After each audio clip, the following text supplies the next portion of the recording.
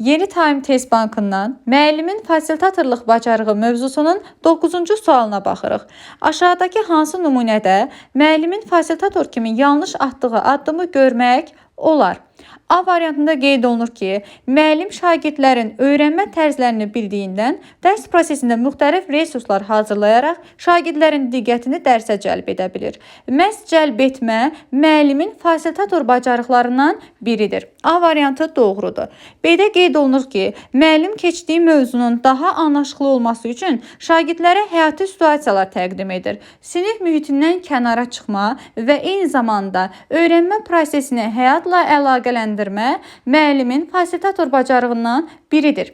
B variantı doğru fikirdir. C-də qeyd olunur ki, müəllim suala səhv cavab verən şagirdə yönləndirici suallar verməklə onun özünü düzgün cavaba gəlməsini təmin edir. İstiqamətləndirici suallar vermək, nümunələr gətirmək müəllimin fasilitatorluq bacarıqlarından biridir. D-də qeyd olunur ki, müəllim dərs ilinin əvvəlində sinifdəki şagirdləri daha yaxından tanımaq üçün onlara anket sorğusu göndərir. Bəli, şagirdlərin məqsəd və maraqları ilə tanış olmaq, şagirdləri yaxından tanımaq müəllimin fasilitatorluq bacarıqlarına daxildir.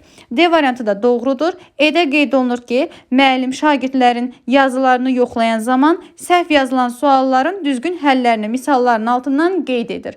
Burada müəllim hazır informasiyanı şagirdə çatdırır və müəllim burada nümunələr gətirmək əvəzinə, istiqamətləndirici suallar vermək əvəzinə hazır informasiyanı və verilən tapşırığın hazır formasını, cavabını, yəni səhvlərini hazır formada şagirdə təqdim edir. Bu da yanlış bir addımdır. Cavab olacaq E variantı.